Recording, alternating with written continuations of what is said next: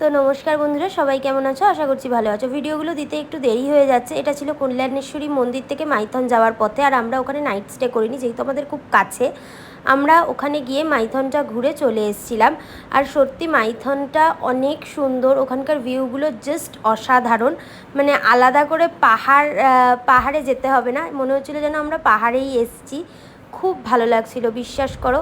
তো তোমরা সবাই, আমি বলবো যে একবার ঘুরে আসতেই পারো। 1 কি 2 ডের জন্য ভীষণ সুন্দর একটা জায়গা। আমরা ভেবেছিলাম বোটিংও করব, কিন্তু বোটিং করে উঠতে পারিনি। তার একটিই কারণ, এত রোদ গরম ছিল। বৃষ্টি হলে হয়তোবা আমরা বোটিং করতাম, আমাদের এটাই আশা ছিল, কিন্তু আমরা করতে পারিনি। ইভেন ওখানে গিয়ে খাওয়া দাওয়াও করতে পারিনি, এতটাই গরম।